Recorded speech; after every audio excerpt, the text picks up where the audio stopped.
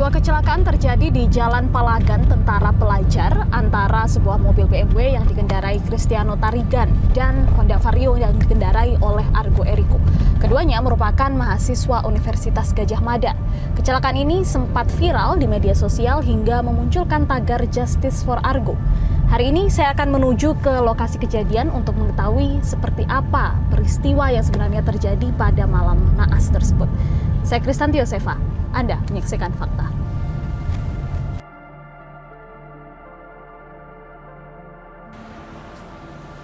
Pemirsa, saat ini saya sudah berada di Jalan Palagan Tentara Pelajar, di mana memang lokasinya tidak jauh begitu ya dari kompleks kampus UGM.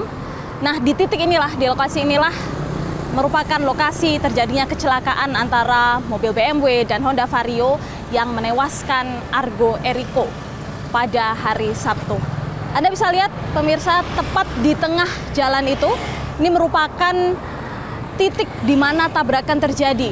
Kalau bisa saya tunjukkan, itu merupakan lingkaran dengan tanda silang di dalamnya, yang mana ini merupakan hasil olah TKP yang dilakukan oleh kepolisian. Sedikit saya bisa jelaskan seperti apa kondisinya pada malam kejadian yang terjadi pada pukul 1 dini hari, di mana korban maupun pelaku ini sama-sama berasal atau datang dari arah sana, arah belakang saya pemirsa. Di mana korban ini berada di depan, tepat di titik ini, dan akan melakukan putar balik atau U-turn menuju ke arah sana lagi. Sementara itu, mobil BMW yang dikendarai oleh tersangka Cristiano Tarigan ini berada di belakang dari Honda Vario tersebut dan melaju dengan kecepatan yang sangat tinggi, tidak mampu menghindari adanya Honda Vario yang akan melakukan putar balik yang dikendarai oleh Argo, sehingga akhirnya tabrakan tidak dapat terhindarkan. Disitulah terjadi kecelakaan yang menewaskan Argo. Nah, kalau kita maju lagi mengikuti garis olah TKP yang dilakukan oleh kepolisian, Anda bisa melihat ya, garis pilok ini terus menuju ke arah sana. Ini merupakan lokasi tempat Argo terpental. Kalau saya hitung dari jarak lokasi tabrakan menuju ke arah titik korban jatuh atau sampai terpental kemudian jatuh, ini kurang lebih jaraknya sekitar 30 meter. Anda bisa bayangkan seperti apa kerasnya tabrakan pada saat itu mengakibatkan korban ini sampai terpental dari motornya hingga akhirnya tepat berhenti di titik ini. Di sini ya, kalau kita bisa lihat ini merupakan tanda pilok yang ditandai oleh pihak kepolisian saat olah TKP berlangsung. Di titik inilah korban Argo ini ditemukan tergeletak dengan luka yang cukup parah hingga akhirnya meninggal dunia di tempat kejadian. Setelah menabrak Honda Vario yang dikemudi oleh korban, pelaku, yakni tersangka Cristiano Tarigan, tetap melaju, mobilnya ini tetap melaju dan menabrak Honda CR-V yang sedang terparkir di pinggir jalan. Tepatnya di titik inilah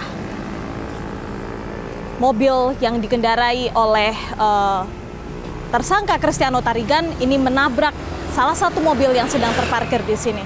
Saya akan coba mencari salah satu warga yang ada di sekitar sini, begitu ya, saksi mata yang mungkin pada saat itu melihat kejadian. Kita akan coba cari.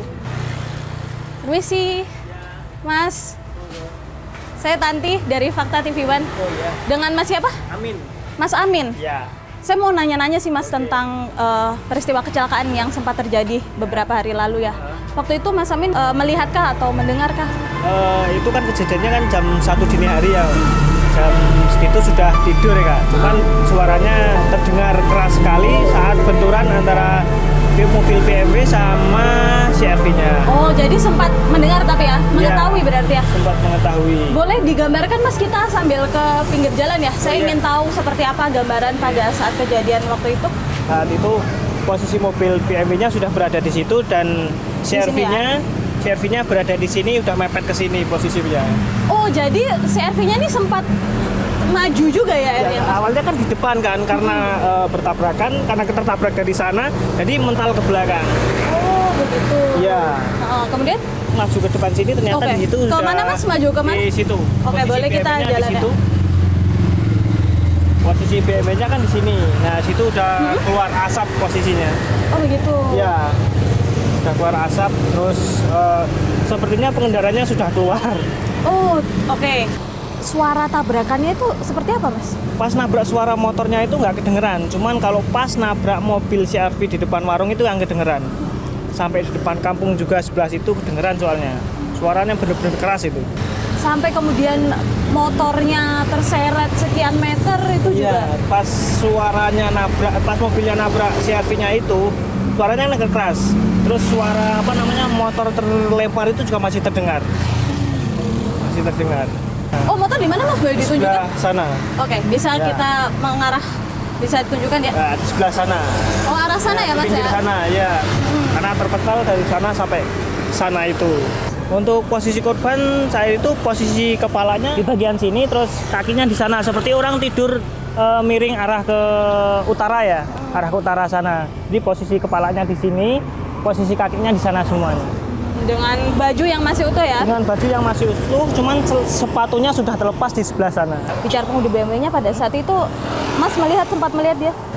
Saya sempat melihat sebentar, cuman itu kurang tahu pasti pengemudinya atau bukan. Soalnya setelah melihat ke belakang mobil dan melihat posisi korban di belakang mobilnya itu seperti shock berat. Dia sampai memegang kepalanya. Serasa pokoknya takut, kayak shock lah Mbak. Pengemudinya ya? Iya. Terima kasih banyak Mas Amin Ya, atas informasinya.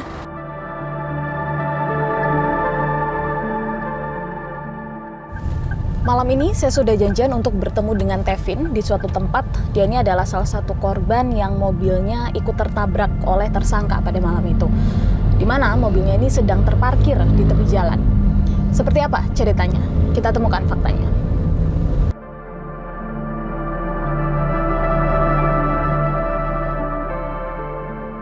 Setelah bertemu dengan salah satu saksi yang berada di lokasi kejadian, sekarang kami akan menggali informasi juga dari saksi lain sekaligus korban, karena pada saat itu Mas Tevin berada di mobilnya dan mobilnya ini ikut tertabrak oleh tersangka. Selamat malam Mas Tevin. Malam Mbak. Mas, kalau bisa diceritakan pada saat itu posisi Mas Tevin di mana dan kemudian melihat kejadian itu seperti apa ceritanya? Pada saat itu sekitar pukul 1 ya, saya dengar suara cukup kencang, tapi pada saat itu pandangan saya belum beralih. Nah, ketika sekian detik saya mengarah pandangan saya ke jalan, itu terjadi tabrakan antara mobil BMW dengan Honda Vario saat itu. Nah, setelah tertabrak motor, lalu pengemudi BMW itu mengarahkan setir ke kanan dan nabrak mobil saya yang sedang terparkir saat itu. Kira-kira kalau bisa digambarkan pada saat itu kecepatan mobilnya berapa sih Mas? Mungkin di atas 80 km atau sekitar di atas 70 km kurang lebih ya, sekitar segitu. Itu kencang banget berarti? Iya, cukup kencang. Karena setelah menabrak motor, pengemudi mobil itu menabrak saya dan saya cukup mundur sekitar 5-6 meter saat posisi terparkir. Pada saat mobil BMW menabrak motor, waktu itu yang Mas lihat seperti apa kondisinya? Saya lihat saat itu tabrakan, posisi mobil itu seperti mau menyalip motor, cuman sepertinya nggak nyampe. Jadi terjadilah tabrakan, terus motor terpental dari arah selatan ke utara, tapi si pengemudi motor ini tertabrak nggak ikut sama motornya. Saat mobil ini kemudian menabrak mobil Mas Tevin ya, Mas melihat nggak seperti apa kendali mobilnya seperti itu ya? Apakah pengemudi ini sempat ngerem atau seperti apa? Kalau ngerem sepertinya enggak, karena kecepatan masih tinggi. Jadi mobil langsung melaju ke arah saya aja gitu. Setelah itu Mas akhirnya ikut juga tertabrak. Kondisinya pada saat itu seperti apa waktu Mas tertabrak juga? Iya, saya tertabrak di dalam mobil itu. Jadi posisi mobil itu di handrem dan posisi mobil juga nyala. Saya nggak sempat menghindar ya, jadi terjadilah tabrakan. Setelah terdorong mundur, saya coba rem mobil dulu tuh, biar nggak terlalu jauh terpental lagi. Setelah itu kita sama-sama berhenti mobilnya. Oh gitu. Apa yang terjadi selanjutnya?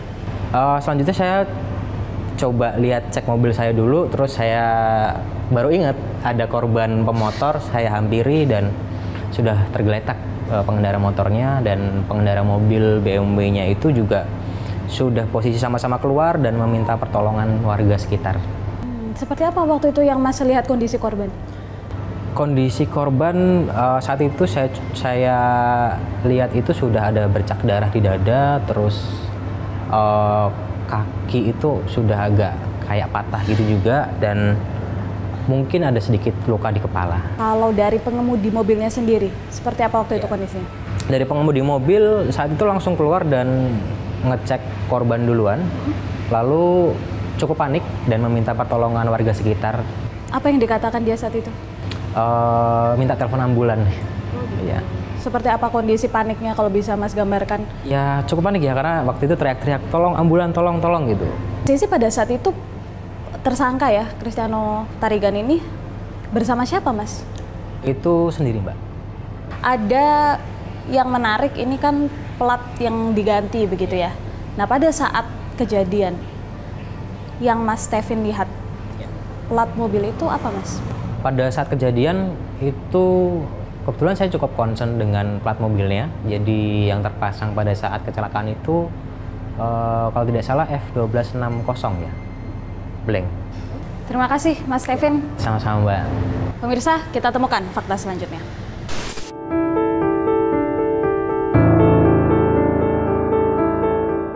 3 barang bukti kendaraan yang terlibat dalam kecelakaan di Ngaglik, Sleman yang menewaskan 1 mahasiswa Universitas Gadjah Mada ini telah diamankan di Polsek Ngaglik, di mana ada 3 buah kendaraan yang terlibat, yakni 1 mobil BMW yang dikendarai oleh pelaku, kemudian mobil CR-V yang juga turut terlibat dalam peristiwa kecelakaan, dan 1 lagi motor Vario yang pada saat itu dikendarai oleh korban. Di depan saya nih, pemirsa, ini merupakan mobil BMW yang pada saat itu digunakan oleh tersangka atas nama Cristiano Tarigan pada malam hari tanggal 24 Mei 2025. Pada saat itu tersangka Cristiano Tarigan sedang berada di Jalan Palagan dan diduga ini menggunakan kecepatan tinggi sehingga kemudian menabrak 1 buah motor Vario yang berada tepat di depannya. Anda bisa lihat seperti apa kondisi kendaraan yang saat ini sudah diamankan di Polsek Ngaglik, Sleman, di mana kalau kita bisa lihat kerusakannya, saya akan tunjukkan pada Anda seperti apa kerusakannya, di mana Anda sudah tidak bisa melihat lagi ya kondisi awalnya seperti apa, kemudian plat nomornya juga yang sudah tampak terlepas dari sini karena begitu parahnya kerusakan yang berada di bagian depan mobil. Tak hanya itu saja, tapi juga kita bisa lihat di samping sini, di bagian samping kemudi, ini juga tampak cukup parah kerusakannya, di mana kaca bagian depan mobil pun ini sudah tampak hancur. Kalau kita bisa juga lihat di dalam sini, ini tampak airbag sudah terbuka begitu. Artinya ini menandakan bahwa tabrakan yang terjadi pada saat itu cukup kencang, di mana pelaku atau tersangka Cristiano Tarigan ini bergerak dengan kecepatan yang tinggi dan menabrak motor di depannya, yakni Honda Vario yang akan melakukan putar balik. Berdasarkan keterangan juga memang diketahui bahwa pengendara mobil ini, yakni Cristiano Tarigan, ini tidak bisa mengendalikan kecepatannya, di mana cukup dekat jaraknya dengan korban yang pada saat itu ada di depannya, sehingga tabrakan pun tidak terhindarkan. Saya coba lihat bagian belakang, ini memang tidak tampak adanya kerusakan lainnya ya, artinya kerusakan ini hanya ada di bagian depan mobil saja.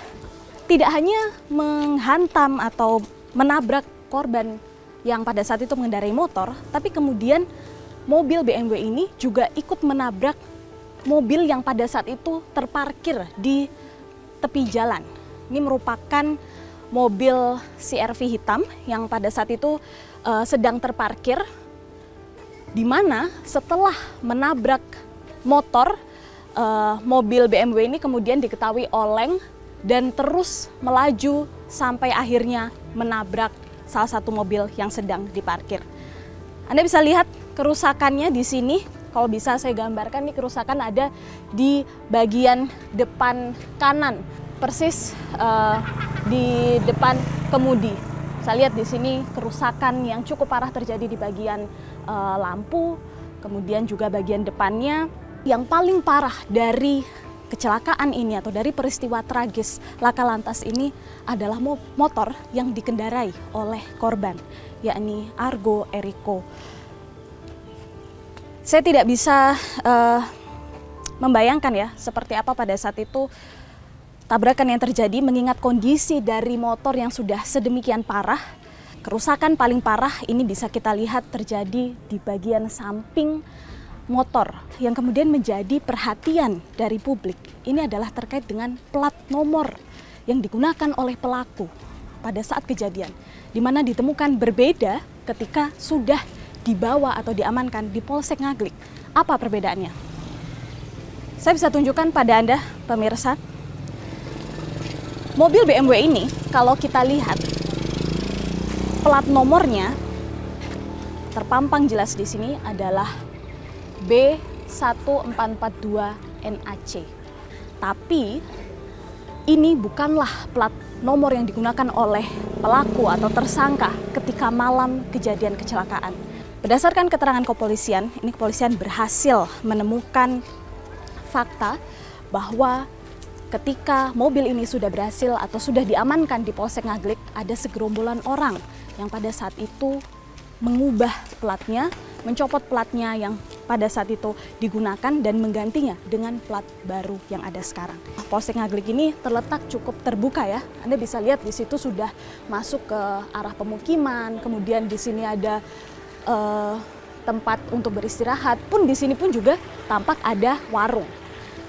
Yang jelas pada saat itu segerombolan orang ini berada di sekitar Polsek Ngaglik dan salah satu melakukan penggantian plat nomor mobil ini. Dan aksi ini terekam oleh kamera CCTV yang ada di Polsek Ngaglik. Nah, CCTV inilah yang kemudian menangkap aksi segerombolan orang yang melakukan penggantian plat ini. Dimana kalau kita lihat, padahal posisinya pemirsa, kalau kita lihat nih bagian belakang dari Polsek Ngaglik, unit lalu lintas kita bisa lihat, dan kemudian di sini adalah kamera CCTV yang pada saat itu menangkap aksi orang-orang ini yang tidak diketahui ini siapa, masih belum diketahui ini siapa, apa motif dibalik penggantian plat ini. Tapi satu lagi fakta juga ditemukan bahwa di dalam mobil BMW tersebut juga ditemukan beberapa plat nomor yang berbeda, tidak hanya satu, tapi ada beberapa plat nomor yang berbeda yang berada di dalam mobil itu. Kita akan mencoba mencari fakta, siapakah orang-orang ini dan kemudian apa yang mendasari mereka melakukan penggantian plat ini. Kita temukan fakta selanjutnya.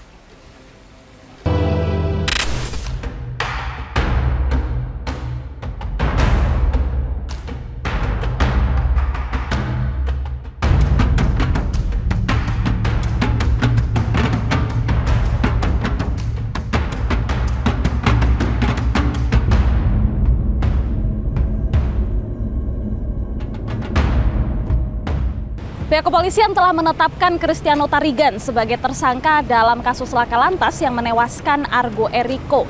Saat ini kami sudah berada di Polresta Sleman untuk mengetahui perkembangan terbaru dari kasus ini. Termasuk salah satunya adalah terkait dengan penggantian plat mobil. Siapakah pelaku yang mengganti plat mobil tersangka?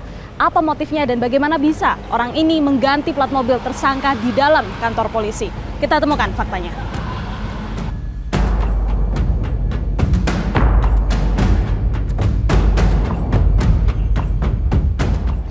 Bersama kami saat ini sudah ada Kapolres Sleman, Pak Kombes Pol Edi Setianto Erning Wibowo.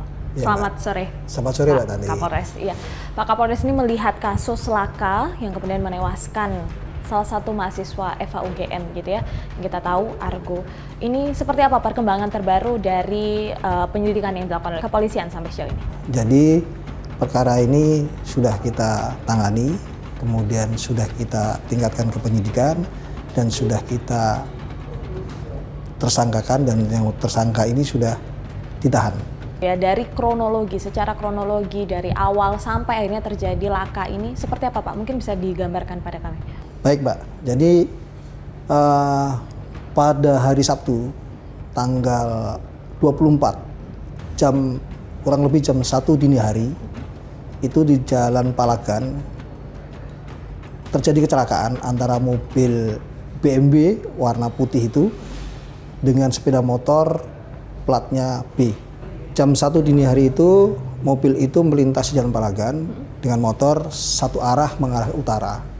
Kemudian motor tadi diperkirakan hendak belok ke kanan karena itu ada pertigaan. Jadi hendak belok ke kanan, kemudian mobil ini jaraknya sudah dekat, kemudian terjadi kecelakaan dan mobil ini menabrak juga mobil yang di depannya, mobil yang sedang parkir, mobil CR-V. Nah, menurut hasil pemeriksaan kita, si pengemudi ini sudah melihat motor itu sekitar jarak kurang lebih 50 meter. Gitu, dia melihat, kemudian dia hendak mendahului motor itu, tapi motor itu belok kanan. Terjadilah kecelakaan. Hasil kita bisa dimungkinkan karena yang bersangkutan kurang konsentrasi, ya, tidak konsentrasi, sehingga pada saat dia tadi mengatakan itu akan melambung, ya kan, dia harusnya kan dia mengurangi kecepatan atau dia memberikan klakson, tapi itu tidak dilakukan dan dia masih tetap ambil jalur kanan, kemudian terjadilah kecelakaan. Setelah kecelakaan pada saat baru dia melakukan pengereman. Pengemudi mobil ya atau tersangka ini apakah dalam kondisinya seperti apa pada itu? Apa dalam kondisi sadarkah atau seperti apa, Pak? Hasil pemeriksaan kita dia sadar, tidak ada pengaruh alkohol dan tidak ada pengaruh minuman keras. Ini hasil pengecekan kita dari RSUD Sleman, hasilnya negatif narkoba, urin negatif. Yang menjadi pertanyaan kemudian kegaduhan dari masyarakat itu adalah terkait dengan sepertinya ini ada penanganan yang cukup terlambat gitu ya, atau bisa dibilang lama, penanganannya lama. Kejadian terjadi pada hari Sabtu, tapi pelaku ini baru ditetapkan sebagai tersangka justru pada hari Rabu. Apa yang kemudian menyebab prosesnya ini bisa dibilang cukup lama? Begini, kita kan proses penyidikan tidak bisa langsung menentukan ini langsung bersalah. Kejadian itu hari Sabtu, tanggal 24 jam 1 dini hari. Kita melakukan pemeriksaan, pencatatan barang bukti, kemudian evakuasi, kemudian bawa ke rumah sakit korban ke rumah sakit, kemudian pencatatan dan kita melengkapi berkas untuk proses penyelidikan. Hari berikutnya tentunya hari Minggu. Hari Minggu kita membuat panggilan-panggilan karena tidak mungkin kita hari Minggu langsung memeriksa instansi atau ahli, tidak bisa. Jadi kita hari Senin itu baru kita layangkan. Kemudian hari Selasa kebetulan yang harusnya kita periksa tapi ada yang jadwalnya bersamaan dengan kegiatan lain sehingga hari Rabu baru bisa kita ambil keterangan. Nah, hari Rabu kita ambil keterangan. Setelah hari Rabu kita ambil keterangan baru kita bisa menentukan saksi-saksi yang lainnya, saksi termasuk ahli. Penyidik melakukan gelar perkara, apakah ini bisa ditingkatkan ke penyidikan dan berikutnya tersangka. Satu lagi menarik begitu ya dari kasus laka lantas ini, ada kejanggalan ya ini plat nomor ya yang berubah. Awalnya adalah plat F 1206, kemudian ketika sudah berada di Polsek Ngaglik begitu ya, itu berganti platnya menjadi Nopol B.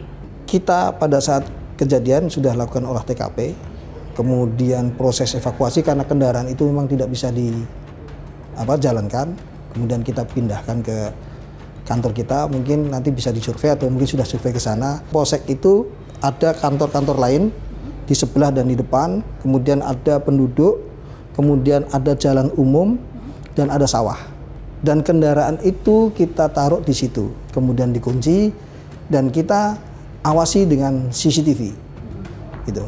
Nah, pada saat itu ada orang ya yang menemui, kemudian memohon untuk mengambil barang, kemudian dibukakan, diawasin, silahkan diambil. Setelah itu selesai, kunci dikembalikan. Ya. Kemudian kok tiba-tiba kita malah tahu dari netizen bahwa ada plat yang dirubah, gitu. Akhirnya kita buka CCTV itu. Ternyata kita ketahui ada orang lain yang diam-diam ngambil plat nomor, dirubah pakai plat nomor yang F diganti plat B. Oke, Artinya nih mengambil platnya di dalam mobil itu? Dia sudah ngambil dulu di dalam mobil itu. Bisa kita ditunjukkan Pak, mungkin CCTV atau visual ya, begitu yang ditangkap oleh pihak kepolisian pada saat itu? Ini jalan umum, ya. Di sini polsek, kemudian tidak ada pagar. Kemudian ini orang tadi, ini orangnya. Oh ini ya Pak? Ya. Oke. Nah ini kan motor-motor lewat. Motor-motor lewat. Ketika mengambil barang di belakang ini, apakah ada pengawasan Pak? Tidak ada, makanya ini tidak ada pengawasan. Yang pertama dia ngambil barang ada izinnya. Oke. Pada saat ngambil barang, yang ini tidak ada. Ini masyarakat lalu lalang, ya kan. Kemudian di sini orang ambil. Nah ini proses mau ngelepas, ya kan. Sampai dengan seperti ini ya. Lalu lalang, dia ganti plat nomor ini. Nah, udah ditutup. Artinya ya, pelat ini sudah berada di dalam mobil itu ya? Ya. Tapi kemudian dia mengambil plat di dalam untuk diganti. Hasil pemeriksaan kita dapatkan yang ngambil itu inisial IV. IV? Ya, IV. Dia hasil pemeriksaan kita juga IV ini mendapat disuruh sama orang lain ya untuk mengambil itu. Dia mengaku karyawan swasta. Dia karyawan diperintahkan sama pimpinannya. 2 orang yang memerintahkan untuk ngambil. NR sama WI. NR dan WI adalah yang memerintahkan ya? Apa hubungannya dengan pelaku Pak? Ketiga orang ini? Anak buahnya. Di dalam pekerjaan swasta itu. Oh jadi IV adalah anak buah dari NR dan WI dan ini. Tapi kalau kita tahu relasinya ya Pak, hubungannya relasi kerja. Tapi hubungannya dengan pelaku sendiri, dengan tersangka sendiri? Ini kita nggak tahu hubungannya apa, nanti penyidik. Tapi kalau temuan dari pihak kepolisian sendiri, sebetulnya motifnya apa Pak pengubahan plat nomor ini? Yang jelas motifnya dia menggantikan plat nomor itu, kalau alasan dia adalah mengganti plat dari yang palsu menjadi yang aslinya.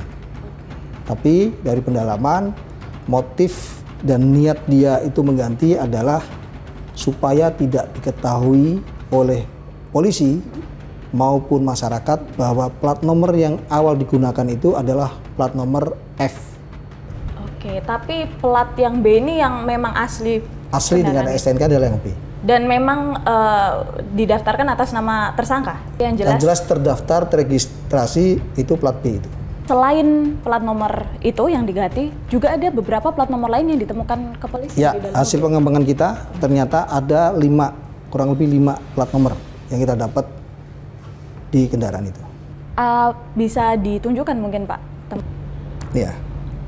Oke, ini adalah beberapa plat nomor yang ditemukan ya, di 1, 2, 3, 4, 5, 6 ya. Ada 6 itu sama yang aslinya. Ini kan sama ini ya. Berarti ada 5 ini 1, 4, 1, 2, 4 ya. Ada 4. Pak, terkait dengan pelaku penggantian plat mobil ini sendiri nantinya akan dikenakan pasal berapa? Ya, pasal 211 KUHP. Untuk terkait dengan penghilangan barang bukti ya? Iya. Oke. Kalau terkait dengan Kristiano sendiri yang kini sudah ditetapkan sebagai tersangka, ya. Apa yang akan dikenakan? Kristiano kita kenakan pasal 310 Kitab Undang-Undang Lalu Lintas Angkutan Jalan dengan ancaman hukuman 6 tahun atau denda 12 juta rupiah. Terima kasih sekali lagi Pak Kapolres atas waktunya. Ya, semuanya. Pemirsa, kita temukan fakta selanjutnya.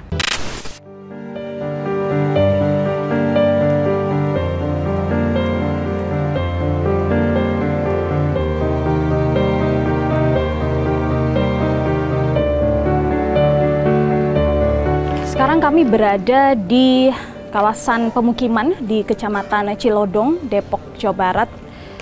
Kalau Anda tahu pemirsa, ini merupakan tempat tinggal dari Argo Eriko Afandi yang mana merupakan mahasiswa Fakultas Hukum UGM yang menjadi korban dalam laka lantas yang terjadi di Sleman beberapa hari lalu. Di mana pemirsa, kalau kita lihat situasi tempat tinggal dari korban Argo ini, memang kalau tadi kami boleh jelaskan ini cukup masuk ya, kita harus masuk lagi ke dalam gang dari jalan utama, masuk lagi ke dalam gang ada sekitar kurang lebih 100 meter begitu. Sampai di ujung gang ini merupakan rumah dari Argo. Kalau bisa kita gambarkan sampai sekarang masih banyak karangan bunga yang terpasang di depan rumah korban. Ada cukup banyak karangan bunga yang bisa kita lihat di sini dan kebanyakan semuanya ini dari komunitas-komunitas begitu ya, atau Fakultas Hukum UGM. Kita bisa lihat di sini ada satu karangan bunga dari Fakultas Hukum UGM, kemudian ada juga dari komunitas lainnya di UGM yang kita bisa lihat di sini. Tentunya kita bisa melihat bagaimana dukungan yang diterima oleh keluarga ini cukup banyak bahkan sampai pada hari ini. Kita juga coba lihat ke dalam, memang sampai sekarang suasana rumah masih tertutup begitu ya. Dan kami juga paham karena ini merupakan kondisi yang berat bagi keluarga. Tapi kalau boleh kita gambarkan sedikit, tenda ini juga masih berdiri. Kalau bisa kita simpulkan begitu ya, ini masih dalam suasana duka karena kita juga bisa lihat tenda tempat doa-doa ini juga masih terpasang di sini dan belum dibuka atau dibongkar oleh keluarga. Kita akan coba untuk mendapatkan keterangan dari warga sekitar yang ada di sini, tetangga dari korban terkait bagaimana sebetulnya sosok dari Argo ini sendiri, seperti apa sosoknya yang dikenal oleh warga di sekitar sini maupun tetangga-tetangga terdekatnya. Kita temukan faktanya. Permisi Ibu, izin. Kami dari tim Fakta TV One, saya Tanti, Ibu. Iya, nggak mau nanya-nanya aja sih Bu sebetulnya. Ini kan di sebelah ini Ibu bertetangga langsung ya? Iya. Dengan Argo, yang biasa kita manggilnya Riko. Oh begitu. Di sini panggilannya? Panggilannya Riko. Iya. Seperti gitu. apa sih Bu sosoknya yang diketahui tetangga selama ini? Dia mah anak baik ya Mbak ya. Dia baik, kalem banget gitu. Saya juga merasa kehilangan dia pas bilang dia nggak ada gitu. Saya udah nganggap dia tuh kayak anak saya sendiri gitu. Karena kan emang deket sama anak saya. Bu Mel itu kan single parent sama saya. Nah waktu pas SNBP itu jalur prestasi, si Riko diterima UGM, anak saya di IPB. Jadi sama-sama tuh akrab berdua, terima di SNBP. Makanya shock banget dia nggak ada gitu. Anaknya kalem sih, setahu saya kalem. Terakhir ketemu ya itu lebaran kesini gitu, salaman biasa gitu. Sudah berapa lama Ibu tinggal di sebelah? Dia udah hampir 3 tahun lah ya, 3 tahun nih baru 3 tahun. Siapa aja sih Bu satu keluarga ini? Iya, Riko, Keva, adanya sama ibunya satu. Jadi tinggal bertiga? Bertiga aja. Selama 3 tahun ini ya? Kan bapaknya udah almarhum 11 tahun yang lalu ya. Gitu udah. Jadi mereka di sini bertiga aja. Kalau kedekatannya dengan anak Ibu sendiri tadi seperti apa Ibu? Itu kalau itu suka Jumatan bareng gitu, manggil anak saya Fatih bareng gitu. Kalau soal Jumatan ya waktu belum kuliah kan masih di sini gitu ya, suka manggil gitu sama anak saya gitu. Emang deket kalau ke masjid suka bareng, kalau sholat Id juga ayo Ti bareng gitu. Kalau Ibu sendiri yang Ibu lihat selama di sini gitu, apakah ada dukungan-dukungan begitu ya mungkin dari teman-temannya yang datang ke rumah? Banyak banget Mbak, Masya Allah tamunya dari hari Sabtu itu jenazah belum datang aja udah banyak banget yang datang, Masya Allah. Luar biasa, dia juga nggak nyangka dia anak sekalem itu temennya banyak banget itu dari kemarin. Ini rumah nggak pernah sepi dari kemarin tuh. Maka Masya Allah banget, pas di kuburan aja aduh Masya Allah deh, saya bilang, saya juga nggak nyangka, saya bilang Mbak Meli, Mbak ya Allah anak lu ya, dia bilang itu kalem-kalem, temennya banyak banget, nggak nyangka sampai merinding lihat. Anaknya kalem banget Mbak, kalem banget ya, nggak banyak ngomong, kalem banget beneran. Terima kasih banyak sekali lagi Bu Sita ya atas waktunya. Makasih ya Mbak. Ternyata semasa hidup almarhum Argo ini membawakan dampak, efek, dan bermanfaat sekali untuk teman-temannya. Dan bukan hanya di sesama fakultas, tapi lintas fakultas, bahkan di teman-teman sekolah dari SD hingga kuliah. Dan saya meyakini bahwa sebagai ibunya, kalau secara anak saya pribadi, kalau di saya itu sebenarnya anak yang diam dan cuek. Tapi saya meyakini bahwa anak ini memang baik, soleh, santun, pintar. Memang anak ini dari kecil sudah bakat membacanya sudah kuat. dan penghafalan pun kuat. Setelah ini dia akan mempunyai cita-cita mau S2 di luar negeri melalui LPDP. Sudah dia siapkan dari sekarang, walaupun itu masih 3 tahun ke depan. Itulah luar biasanya Argo. Harapan besar saya, dia adalah pengganti ayahnya sebagai tulang punggung untuk saya dan adiknya. Saya, Setiabudi Tarigan, sebagai orang tua Kristiano Pengarapanta Pengidahan Tarigan. Pertama-tama, saya menyampaikan permohonan maaf yang sebesar-besarnya karena baru saat ini memberikan penjelasan atas berita-berita yang berkembang terkait musibah kecelakaan mobil anak saya di Jalan Palagan, Sleman yang telah menyebabkan wafatnya Ananda Argo. Hal ini disebabkan karena saya menghormati keluarga almarhum yang sedang berduka dalam melewati masa berkabung ini. Saya melihat dan mendengar banyak sekali berita tidak benar beredar di sosial media, menghujat saya dan anak saya yang antara lain mengatakan kami membayar dengan sejumlah nilai tertentu kepada keluarga almarhum Argo. Informasi itu tidak benar. Kami belum pernah melakukan pembicaraan dengan keluarga almarhum Ananda Argo tentang hal itu. Adapun hal-hal lain yang berkembang terkait musibah ini, seluruhnya kami serahkan kepada aparat terkait dan kami mendukung penegakan hukum yang transparan dan berkeadilan. Kecelakaan yang menimpa Argo Eriko, seorang mahasiswa Fakultas Hukum UGM, menggegerkan publik. Kasus ini mencuat di media sosial karena polisi dianggap lamban dengan tidak segera menahan tersangka, yakni Kristiano Tarigan.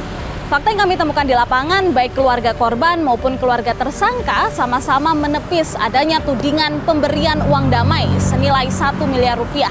Kristiano tetap diproses secara hukum dengan ancaman hukuman pidana 6 tahun penjara. Selain itu, fakta lain yang kami temukan, pelaku penggantian plat mobil Kristiano adalah seorang karyawan suruhan dari sebuah perusahaan yang hingga kini masih didalami keterkaitannya dengan tersangka. Tujuan dari digantinya plat mobil ini adalah karena plat yang digunakan oleh tersangka saat kejadian merupakan plat palsu. Namun, hal ini tetap masuk dalam upaya pengaburan barang bukti. Saksikan terus Fakta setiap hari Senin pukul 20.00 waktu Indonesia Barat hanya di TV One.